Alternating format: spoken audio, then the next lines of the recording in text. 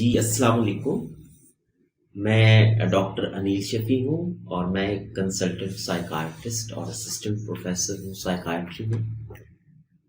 جو میرا آج کا ٹاپک ہے وہ ایک سینسٹیو ٹاپک ہے اور اکثر ہم ان موضوعات پر بات کرنے سے ہچکچاتے ہیں، لیکن میں نے آج یہ موضوع اس لیے چنا ہے کہ میں آپ لوگوں کو کچھ اویئرنیس دے سکوں اس پرابلم کے حوالے سے. موضوع ہے ہمارا ریکٹائل ڈسفنکشن، یعنی جنسی عمل کے دوران مردانہ عضو میں مناسب سختی نہ آنا یا نہ رہنا. تو یہ جو ایشو ہے یہ کافی کامن پرابلم ہے اور تقریباً 10 سے 15% جو میلز ہیں وہ اس پرابلم کا شکار زندگی میں کبھی نہ کبھار ہوتے ہیں. کیونکہ اس پرابلم میں انسان بہت زیادہ ایمبیرسڈ فیل کرتا ہے، تو اس کی جو خود اعتمادی ہے اس کو جو ہے نا وہ ٹھیس پہنچتی ہے اور اسی طرح سے اس کی شخصیت جو ہے وہ متاثر ہوتی ہے اس پرابلم سے. ریلیشن شپس کے اندر بھی پرابلم آ سکتا ہے. تو آج کا ہمارا ٹاپک اس کے بارے میں ہے. ہم اس کی وجوہات کے بارے میں بات کریں گے اور کچھ علاج کے حوالے سے بھی کچھ اہم باتوں کے اوپر میں آپ سے بات چیت کروں گا. ایرکٹائل ڈسفنکشن ایک ایسا پرابلم ہے جس کی مختلف وجوہات ہیں. کچھ وجوہات بایولوجیکل ہیں. بایولوجیکل سے مراد یہ ہے کہ یا تو پرابلم جسمانی طور پر موجود ہے یا کچھ ایسا بندہ لے رہا ہے جو جسمانی سسٹم کے ساتھ جو ہے وہ انٹریکٹ کر کے سسٹم کو تھوڑا خراب کر رہا ہے، جس کی وجہ سے یہ پرابلم آ رہا ہے. مثلا جسمانی بیماریاں، بہت ساری جسمانی بیماریاں ایسی ہیں جس سے ایرکٹائل ڈسفنکشن ہو سکتا ہے. سب سے جو سر فہرست ہے وہ شوگر کا مرض ہے. شوگر کے مرض میں جو عضو ہوتا ہے اس کی نروس اور اس کے بلڈ ویسلز کو نقصان پہنچتا ہے، تو اس سے یہ پرابلم ہو سکتا ہے. اسی طرح بلڈ پریشر، دل کی بیماریاں اور مختلف اور ہارمونل بیماریاں.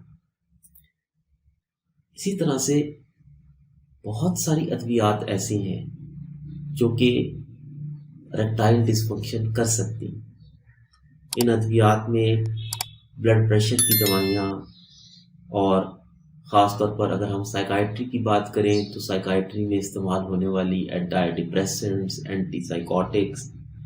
اس کے علاوہ کچھ ایسی دوائیاں جو انسان الرجی کے لیے لیتا ہے جنہیں ہم اینٹی ہسٹامینس کہتے ہیں، اور کچھ پیشنٹس پارکنسن ڈیزیز کے وہ دوائیاں لے رہے ہوتے ہیں. تو یہ مختلف جو ادویات ہیں یہ ایرکٹائل ڈسفنکشن کر سکتی. اسی طرح سے جو نشہ آور چیزوں کا استعمال ہے اس میں الکوہل، چرس، اس کے علاوہ کوکین، آئس، یہ سارے نشے جو ہیں یہ اس پرابلم کا باعث بن سکتے ہیں.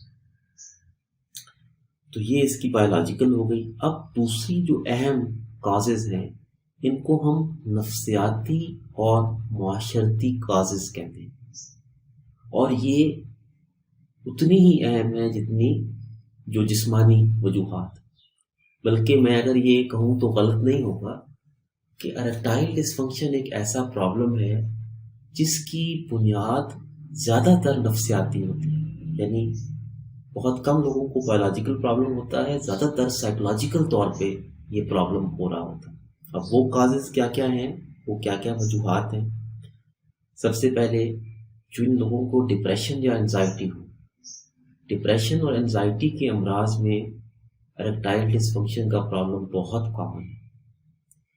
اور جب ڈپریشن یا انزائٹی بہتر ہوتی ہے تو اس کے ساتھ ساتھ وہ پھر بہتر ہو جاتا ہے. اسی طرح سے ایک اور چیز جو کہ نوجوان لوگوں میں دیکھنے میں آتی ہے، پرفارمنس انزائٹی، یعنی اس بات کا خوف سر پہ سوار ہونا کہ شاید ہم جو ہے وہ جنسی عمل صحیح طریقے سے انجام نہیں دے پائیں گے اور ہمیں شرمندگی کا سامنا کرنا پڑے گا. تو یہ چیز بھی بہت زیادہ اس چیز کا باعث بنتی ہے. اس کے علاوہ اگر میاں بیوی کے تعلقات کے اندر کوئی مسئلہ آ رہا ہو، جیسے آپس میں ناچاکی ہو، تو ظاہر ہے کہ اس سے پھر جو جنسی زندگی ہے اس کے اوپر بھی اثر پڑتا ہے. یا آپس میں بات چیت جو ہے وہ پراپر طریقے سے وہ نہ کرتے ہوں پارٹنرز، اس سے بھی ایک دوسرے کی فیلنگز کو سمجھنے میں دقت ہوتی ہے اور پھر یہ پرابلم آ سکتا ہے. اس کے علاوہ آج کل جیسے لیک آف پرائیویسی ہے کہ مثال کے طور پر وہ مواقع میسر نہیں ہیں جس میں انسان اس پرائیویٹ جو ہے نا وہ زندگی کو اس ایکٹ کو پرفارم کر سکے. یا پھر میاں بیوی کے کام کرنے کے جو روٹینز ہیں اس میں بہت زیادہ ڈفرینس ہے. تو یہ بہت ساری اس کی نفسیاتی وجوہات ہیں. اور عام طور پر یہ دیکھا گیا ہے کہ اس کی ٹریٹمنٹ میں کیونکہ جب یہ پرابلم ہوتا ہے تو لوگ جو ہیں وہ ہر طرف بھاگتے ہیں ٹریٹمنٹ کے لیے، اور اکثر اور بیشتر وہ حکیموں کے اور اس طرح سے دوسرے لوگوں کے چکر میں پڑ کے اپنا بے تحاشا پیسہ بھی ضائع کرتے ہیں. حالانکہ جو وجہ جو چل رہی ہوتی ہے وہ بالعموم نفسیاتی وجہ چل رہی ہوتی ہے پرابلم کی. تو اس پہلی جو ویڈیو ہے اس پہ ہم اور ویڈیوز بنائیں گے، اور یہ کہ ہم کیسے بتا سکتے ہیں کہ وجہ نفسیاتی ہے یا وجہ جو ہے وہ جسمانی ہے. لیکن اس پہلی ویڈیو کا مقصد یہ تھا یہ بتانا کہ آپ کو اس بات کی آگاہی ہو کہ جب کبھی ریکٹائل ڈسفنکشن کا پرابلم اگر کسی کو ہو تو وہ سب سے پہلے یہ سمجھے کہ اس پرابلم کی وجہ جسمانی کمزوری بھی ہو سکتی ہے، لیکن اس سے زیادہ جو وجہ اس کی ہے وہ نفسیاتی وجوہات ہیں، اور ان کا علاج جب ہوگا تو آٹومیٹکلی اس کے اندر اچھی بہتری آ جائے گی. ٹھیک ہے، بہت شکریہ.